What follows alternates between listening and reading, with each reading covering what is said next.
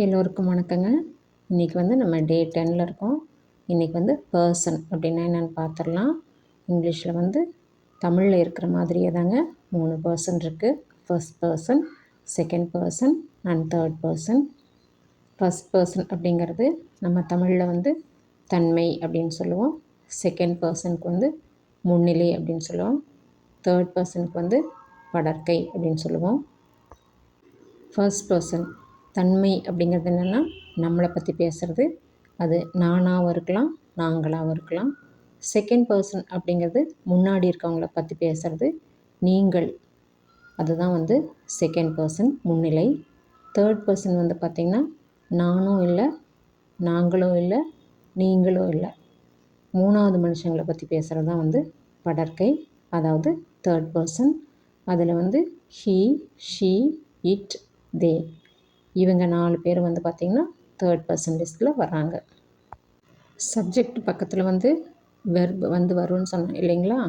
அந்த வேர்பு தன்மையை பொறுத்தும் முன்னிலையை பொறுத்தும் படர்க்கையை பொறுத்தும் மாறுங்க.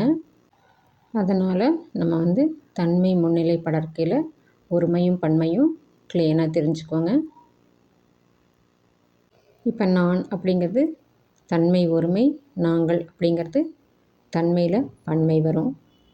ஐங்கிறது ஃபர்ஸ்ட் பர்சன் சிங்குலர், உயிங்கிறது ஃபர்ஸ்ட் பர்சன் ப்ளூரல், யூங்கிறது செகண்ட் பர்சனில், அதாவது முன்னிலையில் ப்ளூரல் ஃபார்ம் மட்டும்தான் இருக்குது. நான் உங்களுக்கு முன்னமே சொன்ன மாதிரி. தேர்ட் பர்சனில் சிங்குலர் பார்த்திங்கன்னா ஹீ, ஷீ, இட். அதனுடைய ப்ளூரல் பார்த்தோம்னா தே. நீங்கள் இப்போ பர்சன் உங்களுக்கு தெளிவாக புரிஞ்சிருக்கும். நம்மளை பற்றி பேசுகிறது, நமக்கு முன்னாடி இருக்கவங்கள பற்றி பேசுகிறது, நானும் இல்லாமல் நீங்களும் இல்லாமல் அடுத்தவங்கள பற்றி பேசுகிறது தேர்ட் பர்சன். சரிங்களா? இது தெளிவாக தெரிஞ்சிச்சுன்னா நம்ம நெக்ஸ்ட்டு போவோம். மீண்டும் அடுத்த வீடியோவில் சந்திக்கலாங்க. தேங்க்யூ.